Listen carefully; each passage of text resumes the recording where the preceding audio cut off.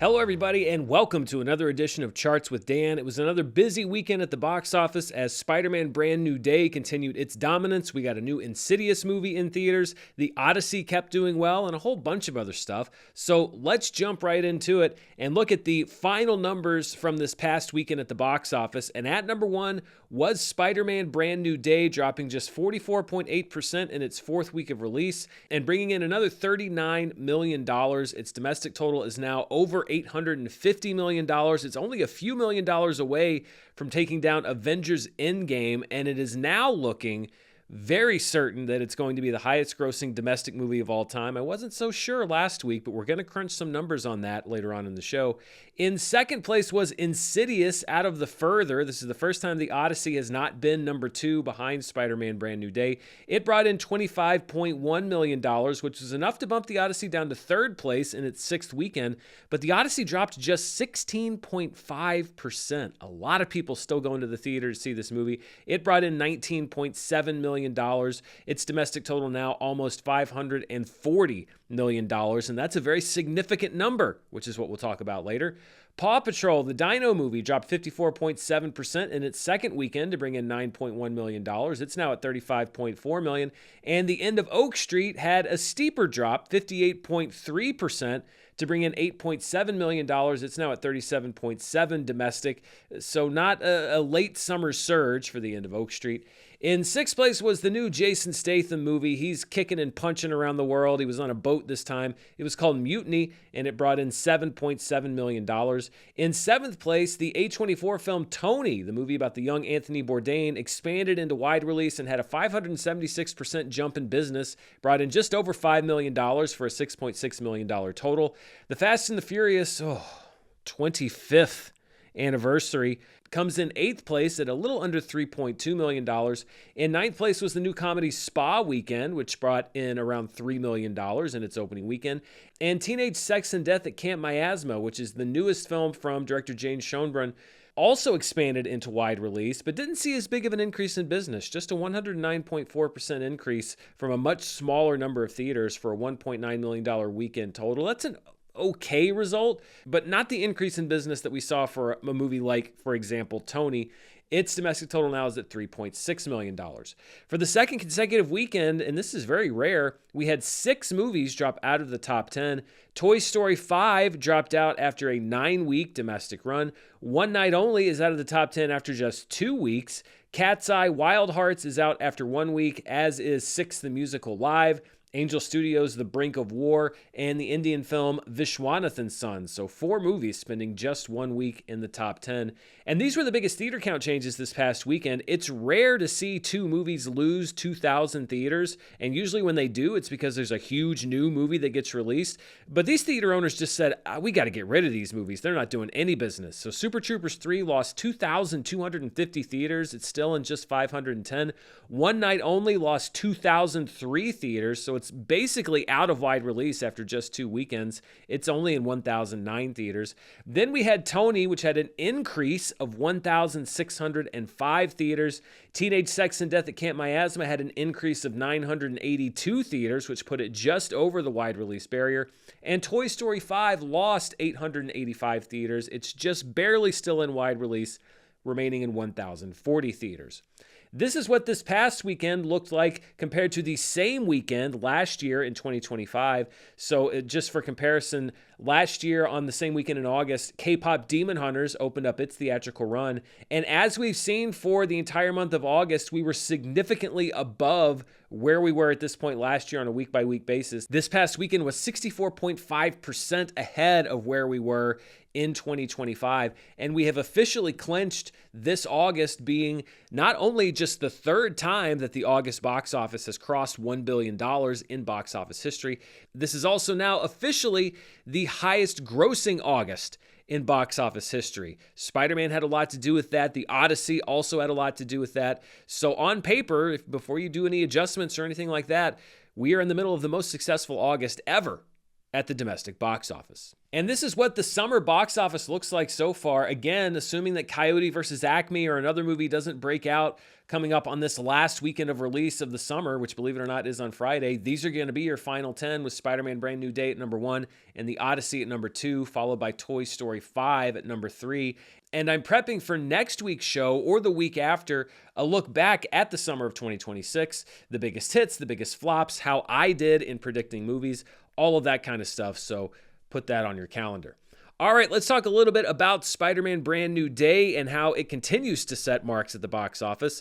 These are the best fourth weekends in wide release all time. Now, I specified wide release because there are some movies like American Sniper where the fourth weekend was basically like the second weekend in wide release. This is when you look only at wide release movies that opened in wide release on that first weekend. Avatar with the best fourth weekend of all time at $50.3 million, followed by Avatar: The Way of Water, Top Gun: Maverick, The Force Awakens, and the Super Mario Brothers movie. Black Panther's at number 6, and Spider-Man Brand New Day is right behind it at number 7 at just over $39 million.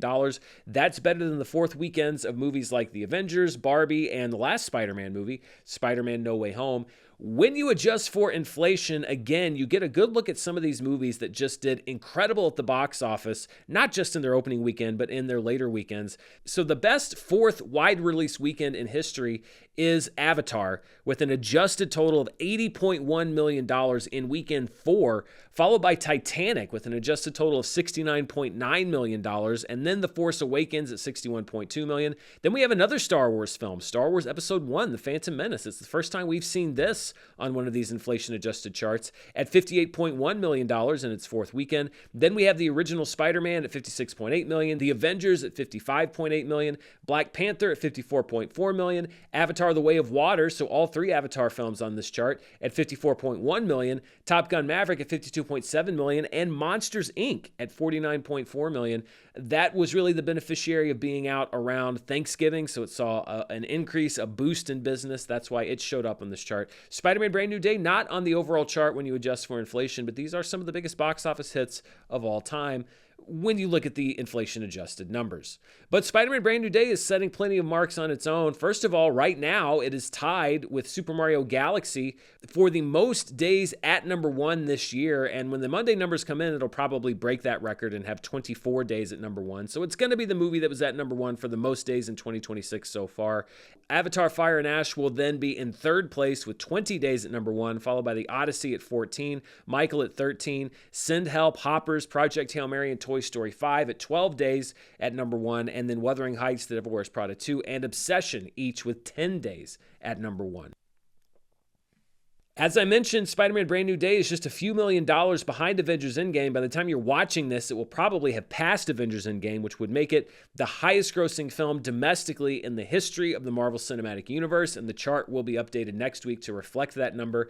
It is currently the 6th highest grossing MCU film adjusted for inflation at $854.9 million, and it looks like it's headed toward breaking into that top tier, the $900+ million movies adjusted for inflation, where it would unseat Infinity War for number 5.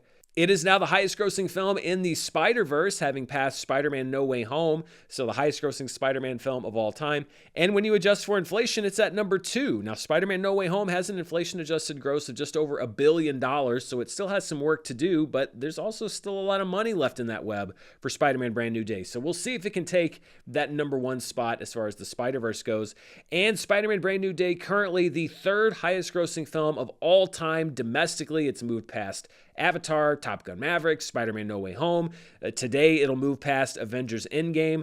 And then the question becomes, will it move past Star Wars: The Force Awakens at $936.6 million to become the highest grossing domestic movie of all time? Now, on last week's show, I said I wasn't entirely sure about that. I wanted to wait and see what the box office data held for another week. But now, with another week of data under our belts, I am much more confident in saying that yes, Spider-Man Brand New Day is headed toward beating the Force Awakens domestic record, and it all goes down to looking at the cumulative gross day by day. This is what the gross for both films looks like day by day, and you can see that up until a week ago, The Force Awakens was steadily gaining on Spider-Man Brand New Day, and I wanted to see what happened once those holiday legs were kind of in the rear view for The Force Awakens. And what we saw over the last week is that the two films essentially pulled even. The Force Awakens stopped gaining on Spider-Man Brand New Day with each daily box office result and is now running pretty much on a parallel track. And every day that it does that is another day where it's more likely that Spider-Man Brand New Day is going to hold on to that lead and become the highest grossing film of all time. So how much money will it make? Well, I decided to crunch a few numbers and I picked 4 movies to compare Spider-Man Brand New Day with. One of them is Spider-Man No Way Home, which is the most recent Spider-Man film. One of them is Deadpool and Wolverine. The reason I picked it is not just because it was a Marvel movie, but because it was also a late July release. So was it a similar part in the calendar as far as the time of year in which it was released? I picked Avengers Endgame because it was the highest grossing Marvel film. And then, of course, I picked The Force Awakens because it's currently the highest grossing film of all time domestically. So through 4 weekends of release, which is where Spider-Man Brand New Day is right now, Spider-Man No Way Home had made 83% of its domestic total. So it only had 17% of its total gross left to go. Deadpool and Wolverine had made 85.9% of its domestic total. Avengers Endgame had made 89.9% of its domestic total. And The Force Awakens had made 86.8% of its domestic total. So now we can kind of predict what Spider-Man Brand New Day will do if it performs like one of these 4 films. So if Brand New Day matches the performance of Spider-Man No Way Home, then its domestic total will end up at being just over $1 billion. So it would become that first $1 billion domestic grosser unadjusted for inflation. If it performs like Deadpool and Wolverine, then its final gross will be $995.2 million, so just short of $1 billion. If it performs like Avengers Endgame from here on out, then its domestic total will be $950.9 million. And if it performs like The Force Awakens from here on out, its domestic total will be $984.9 million. And it should be noted that in all of those scenarios, it still becomes the highest grossing domestic film of all time, which is why I'm much more confident in saying that, yes, I do think it is going to break the all-time domestic record. And now the question becomes, will it be that first $1 billion domestic grosser? One of these scenarios, where it's not quite as front-loaded as the other films, does have it getting there. But I think the more likely case is that it's going to be very, very, very close. Will it get to $1 billion? Will it not? There's not a lot of incredible competition coming up for Brand New Day, but I do think it's going to be close. We'll just see how it does in the last, really, it's going to be the last couple of weeks of its domestic release, but it looks like not only is it going to pass The Force Awakens, but it is going to be approaching that $1 billion mark. All right, let's talk about the franchise that was number 2 at the box office this weekend, and that is Insidious. Insidious Out of the Further was the 4th best opening in franchise history at $25.1 million. That comes in behind the $29.5 million of The Last Key back in 2018, the $33 million of The Red Door, which was the last Insidious film, back in July of 2023, and the $40.2 million franchise best opening of Insidious Chapter 2 back in September of 2013. It comes in ahead of Insidious Chapter 3 at $22.6 million and the original film back in 2011 at $13.2 million. When you adjust for inflation, Insidious Out of the Further gets bumped down to 5th place. It's still opened bigger than the original Insidious, but it comes in behind Insidious Chapter 3 at $32.8 million, Insidious The Red Door at $36.9 million, Insidious The Last Key at $39.4 million, and Insidious Chapter 2 at $60.6 million. And I want you to look at those release dates for all 6 Insidious films. If you'll notice, they're all in different months: September, January, July, June, August, April. This was unusual, or at least I kind of flagged it in my head as being unusual. I couldn't think of another franchise where that had actually happened, so I did research to the best of my ability, and it led to today's trivia question. Insidious is one of only 2 franchises with 6 or more entries where none of the first 6 films were released in theaters domestically in the same month. What 80s action franchise is the other? I'll give you a minute to think about it. I was actually surprised. I thought there might be 2 or 3 other franchises, but at least in modern times, this is the closest I could find. Here comes the answer. The answer is Predator.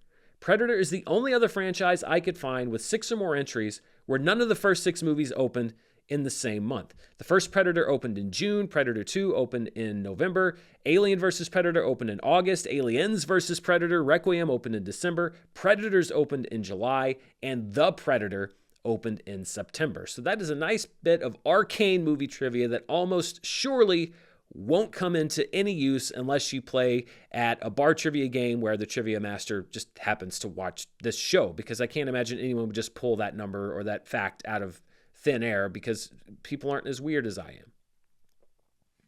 All right, let's talk about the Odyssey. And I mentioned that its gross is a very notable number, and that's because it is now officially passed The Dark Knight to become Christopher Nolan's highest grossing film domestically. So it's now Christopher Nolan's highest grossing film worldwide and his highest grossing film domestically. So much celebration to be had in the Nolan-Thomas household. Now, of course, when you adjust for inflation, The Dark Knight is still number one, but not everybody wants to adjust for inflation every time, as I have found out in the last few weeks. The End of Oak Street is still in the top 5. Now, it may not be an overall impressive performance, but it is currently the 6th highest grossing original film of 2026 at $37.7 million. It comes in behind the drama Send Help, Disclosure Day, Hoppers, and then Obsession, which is number 1 at $263.4 million. Now, when I talked about original films last week, I got some questions about a couple of movies. One of those movies was Backrooms. Backrooms was based off of the Kane Parsons YouTube short, so that doesn't qualify as an original film under my criteria. And the other one that people asked me about was Goat, and Goat was, as I found in my research, actually based on an unpublished book, but it was based off of previously existing source material, so it also did not meet my criteria for what an original film is. Now, as we get to the end of the summer box office season, I asked the members here on the channel what they thought the biggest box office surprise of the summer was, apart from Obsession and its run, because that's the obvious answer. And there was another horror hit that ran away with it. The number one answer from members was the fact that Backrooms beat Star Wars, The Mandalorian, and Grogu at the box office. That got 65 votes. In a distant second was the incredible performance of Spider-Man Brand New Day, people saying, we knew it would perform well, but not this well. A similar story with the Odyssey and its performance. It came in third place with 17 votes.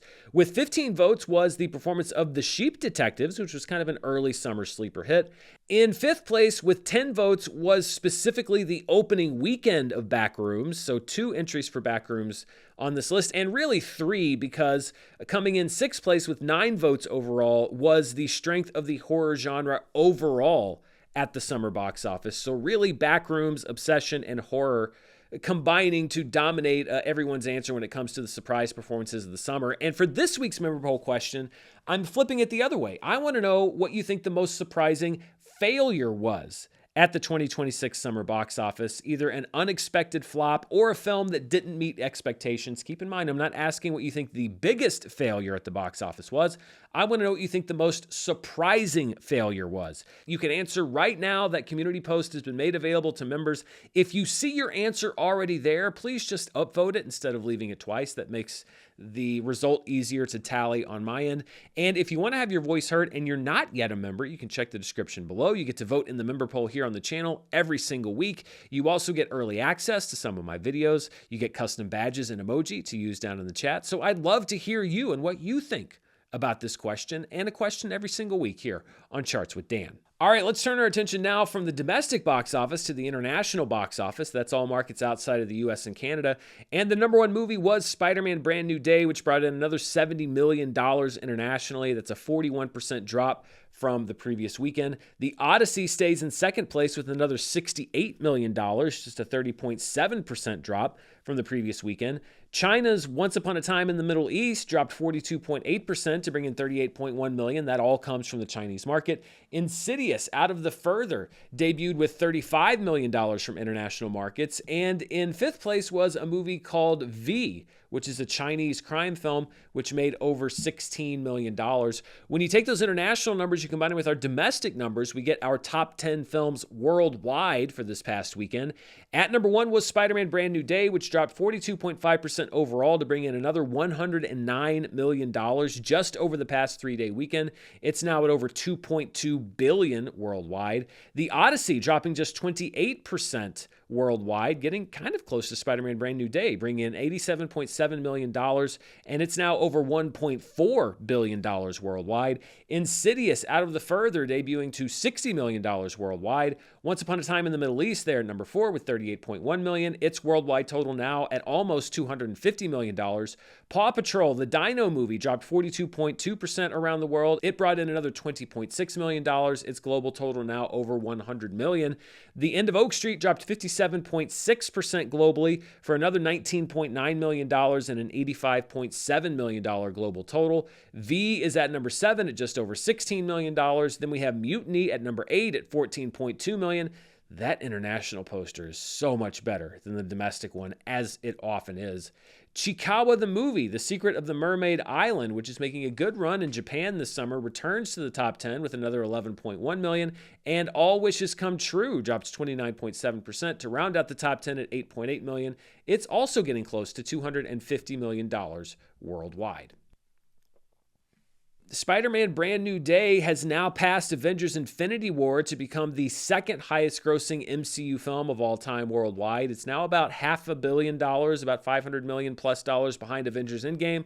I don't think it's going to get to that number one spot. And even if it did, keep in mind, Avengers Endgame is being re-released in theaters in just a few weeks. So any record that is claimed by Spider-Man Brand New Day could easily, including domestically, be surpassed by Avengers Endgame. On the all-time worldwide gross list, Brand New Day is now at number 6 at $2.21 million. It's soon going to knock Titanic out of the top 5. That's just hard to believe. Not just Titanic, it's very close to topping the gross of Naja 2. Then we'll see how close it gets to Avatar: The Way of Water. Avengers Endgame would be next in line, and then Avatar is the final boss for worldwide gross at $2.92 billion. Avatar currently holds that number 1 spot because it was re-released, so we actually may see Avengers Endgame take that number 1 spot back, depending on how its upcoming release does around the world.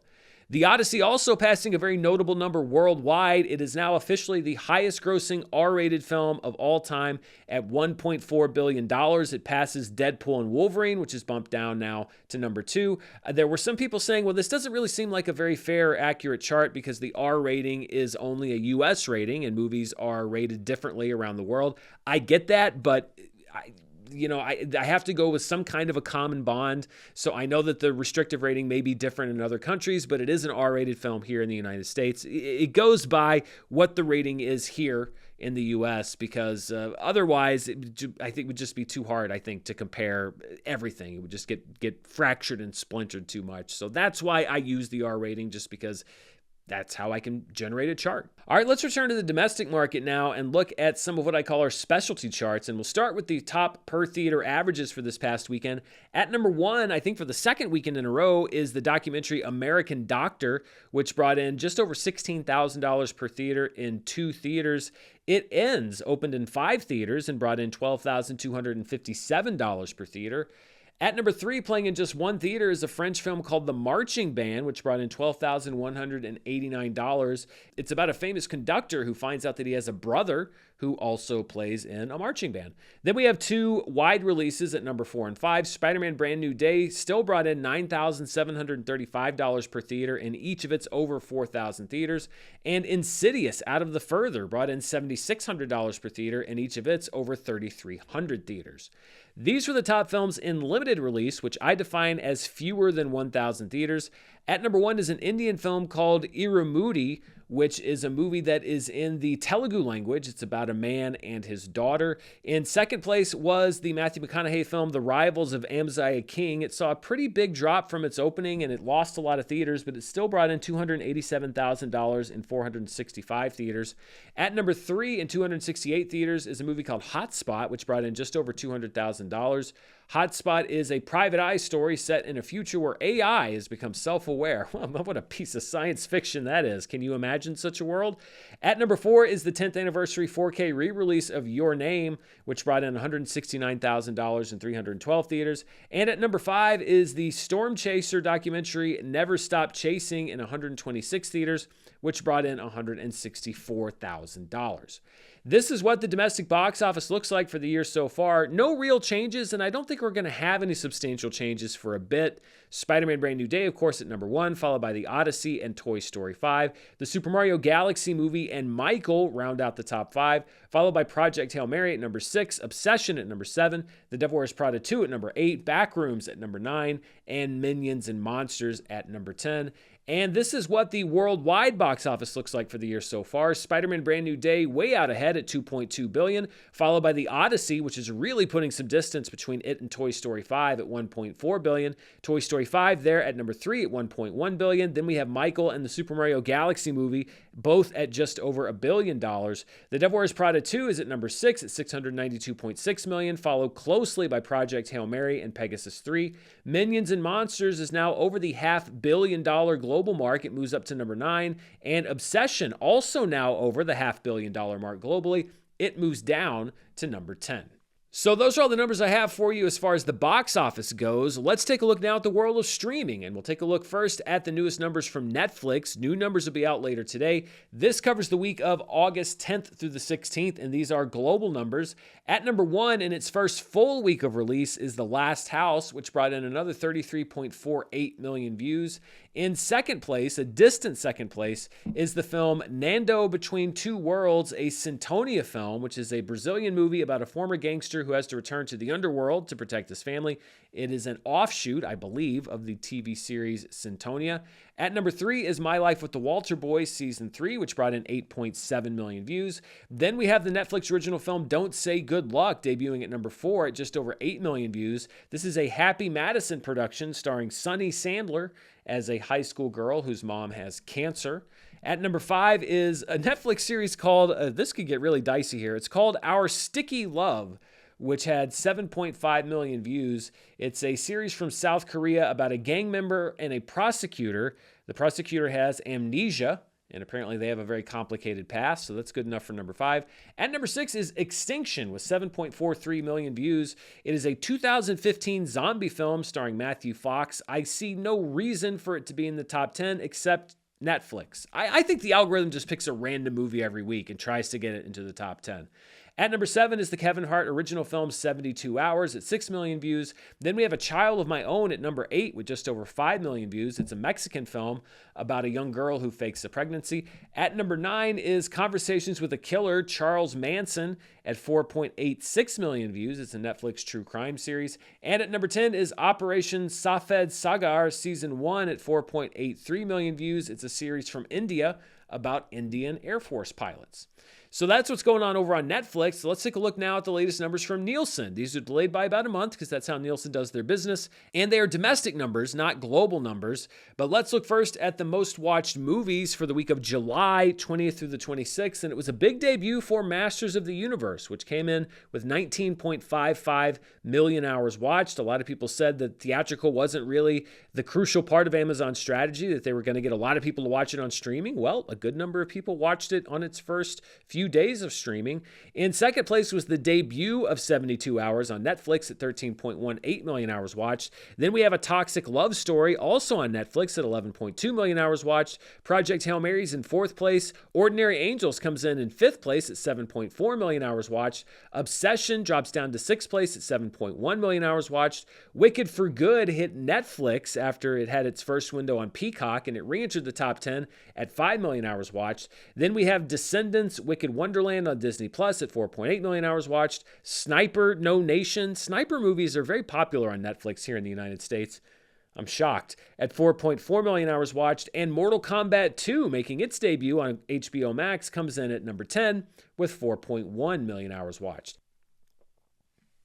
And as I mentioned, Masters of the Universe had a pretty healthy audience for its first week of streaming. It was not the biggest debut here in the US for a theatrical film so far in 2026, so a movie making its streaming debut after a theatrical run. That goes to Zootopia 2, which brought in 28.5 million hours watched. on its initial week of streaming on Disney Plus earlier this year. Masters of the Universe, though, had the second best performance at 19.55 million hours watched, coming in just ahead of the debut of Hoppers on Disney Plus, which brought in 19.35 million hours watched. Then we have GOAT at number 4. It debuted on Netflix due to the deal with Sony after its run in theaters and brought in 17.8 million hours watched. And Avatar Fire and Ash on Disney Plus rounds out the top 5 with 16.8 million hours watched in its streaming debut.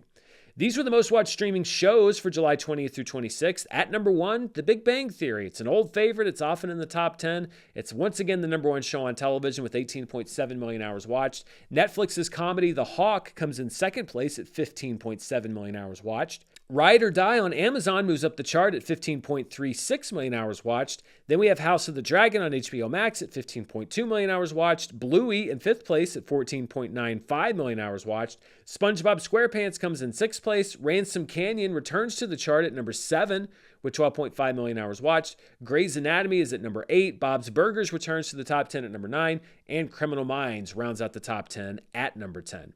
And these were the most watched streaming shows when you judge them by watch time per available episode. So take the number of hours watched divided by the number of episodes you can watch. That's how you get this number. At number 1 was actually Ride or Die on Amazon Prime Video with 1.92 million hours of watch time per episode. The Hawk comes in second place at 1.57 million hours per episode. Then we have Little House on the Prairie at number 3 with 1.17 million hours of watch time per episode. I Will Find You at number 4. The 5-Star Weekend at number 5. Ransom Canyon coming in at number 6. House of the Dragon coming in at number 7. Agent Kim Reactivated on Netflix coming in at number 8 with just over 500,000 hours per episode. Then a pretty big drop down till we get to Silo at number 9 at 264,000 hours per episode. And The Ultimatum, Marry or Move On Netflix at 237,000 hours of watch time per episode. And those are all the numbers I have for you this week. Before we go, though, I just wanted to take a moment and point out a few things that you might be interested in watching both at home and in theaters. First of all, today, to own or rent digitally, you have Hadestown the Musical, which is available to watch at home. I didn't get a chance to see it in theaters. Maybe I'll get a chance to watch it at home. Motor City, starring Alan Ritchson, will also be available for purchase and rental today at home. And Batman Nightfall Part 1, which is having its digital release today, is available to watch at home. There will be a physical media release, I think, coming up in a couple weeks. Nightfall, a crucial comic book storyline when I was a kid, so I might have to check that out. You know, I'm a big Batman fan.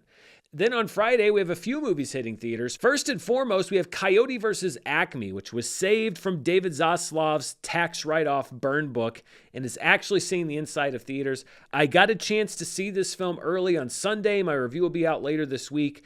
My short review is that whoever saw this movie and thought that it would be better as a tax write-off is a freaking moron. The Dog Stars, which is Ridley Scott's latest film, also hits theaters this Friday, so we'll see if he can pull some late summer magic. Finding Emily will hit many theaters this upcoming weekend. It is a romantic comedy about a young man who meets his dream girl but then gets the wrong phone number and sets out to find her. I've seen some good early reviews for this film. Also hitting some theaters on Friday is Buddy, which is a movie I saw at Sundance. It is from the creator of Too Many Cooks on Adult Swim. It's a pretty nutty movie. I enjoyed it. It's not going to be for everybody, but it is finally hitting theaters this upcoming weekend. Also hitting many theaters is Terminator 2 Judgment Day, 35th anniversary re-release. Still making me feel old, so if you never saw Terminator 2 in theaters, you get a chance to see it perhaps this upcoming weekend. In some theaters around the country, you can also watch Idiots, which was formerly known as, and there's no other better way to say it, pardon my French, but it used to be called The Shitheads when it screened at the Sundance Film Festival. I got a chance to see it at Sundance. It's from director Macon Blair, who did the remake of The Toxic Avenger, did some other films. It stars Dave Franco and O'Shea Jackson Jr., who are hired to drive a spoiled rich kid played by Mason Thames to rehab. This movie is something else. It is very inconsistent, but it has a lot of absolutely insane, wild, wacky hijinks in it, and it is pretty funny. I just wish it had been a bit more consistent, but you can judge it for yourself when it hits theaters this weekend. And then hitting Netflix this upcoming weekend is The Whisper Man, or I guess I should say The Whisper Man. Adam Scott moves to a town that has been menaced by an infamous serial killer called the Whisper Man. The co-stars of the film include Robert De Niro, Michelle Monaghan, and Michael Keaton. And that's what I've got for you this week. Of course, as always, stay tuned right here to the channel because I've got more videos coming up, including that review of Coyote versus Acme. But most of all, thank you for watching this video. Be sure to check out the description if you want to become a member here on the channel. And also be sure to hit that subscribe button if you like what you see to make sure you get the latest in movie news, reviews, box office, and more.